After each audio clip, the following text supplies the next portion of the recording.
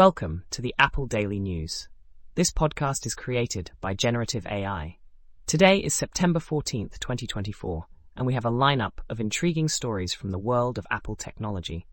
As always, links to all stories can be found in the episode notes. Apple has recently requested the dismissal of its lawsuit against NSO Group, the Israeli company behind the notorious Pegasus spyware.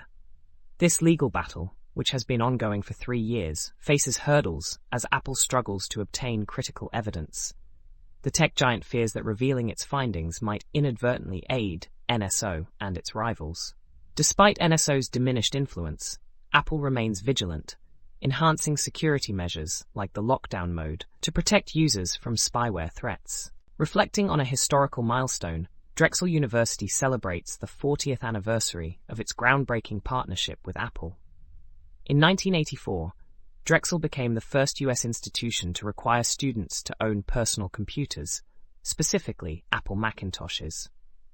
This initiative not only transformed the campus, but also set a precedent for integrating technology into education, influencing numerous other institutions. Apple faces scrutiny from the European Commission as it works to align its App Store terms with the Digital Markets Act by March 2024.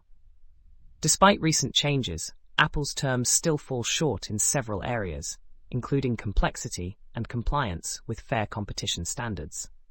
The company must address these issues to avoid penalties and maintain its standing with EU regulators. In a move to comply with the EU's Digital Markets Act, Apple will allow third-party app stores on iPads starting September 16, 2024.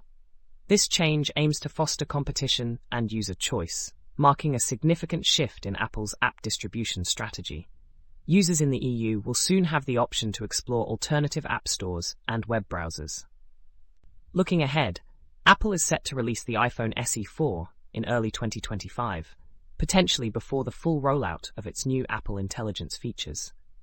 These features, debuting with iOS 18.1, promise enhancements to Siri and other capabilities, but will initially be limited to newer devices. Consumers are advised to consider waiting for the SE4, which is expected to offer a compelling blend of features and design. An insightful article delves into the performance of Apple Silicon, focusing on the AMX instructions introduced with the M1, M2, and M3 chips.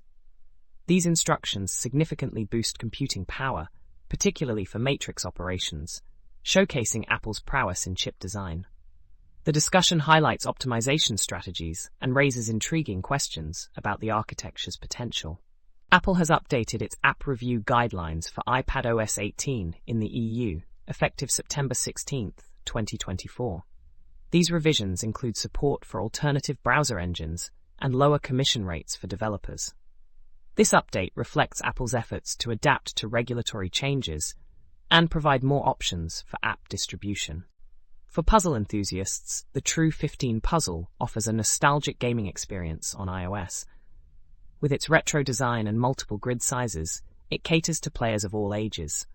The game is praised for its engaging graphics and user-friendly interface, making it a delightful choice for short breaks. That's all for today's episode of the Apple Daily News. We hope you found these stories insightful and engaging. Don't forget to check the episode notes for links to all the stories we've covered. Join us next time for more updates from the world of Apple technology. Until then, stay curious and stay informed.